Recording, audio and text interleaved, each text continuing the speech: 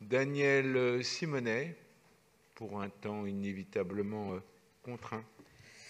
L'enjeu du plan local d'urbanisme, c'est l'enjeu de la planification sociale écologique du Paris de demain. Cela exige d'émanciper nos politiques de la prédation des intérêts privés, de la spéculation immobilière, des logiques de bétonisation, de gentrification et de marchandisation. Et ce n'est qu'en permettant réellement aux Parisiens de décider Paris que nous pourrons y parvenir, et en pensant Paris aussi dans son échelle métropolitaine. Les éboueurs occupent en ce moment même, depuis hier soir, la direction de la propreté. J'ai une question. Combien d'éboueurs et d'égoutiers habitent Paris? C'est ça le problème. 1 million de personnes viennent à Paris pour travailler chaque jour sans pouvoir y vivre à cause des loyers qui ont explosé. La gentrification est anti-écologique.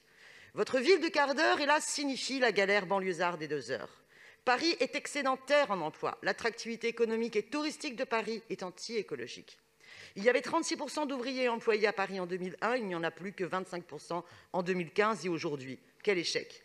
Il nous faut donc produire du logement social en assumant de réquisitionner les logements et bureaux vides. Le plan local d'urbanisme devra accroître la part de logements sociaux et réellement sociaux.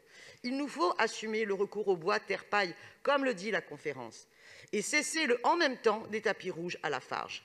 Vivre en harmonie avec la nature, repenser notre rapport au vivant, végétal et animal, exige de la reconquête de la pleine terre.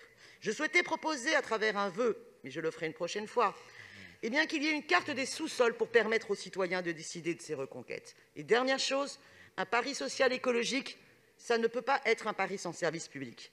Pour exemple, il ne faut pas que le PLU change sur l'affectation hospitalière de l'Hôtel-Dieu.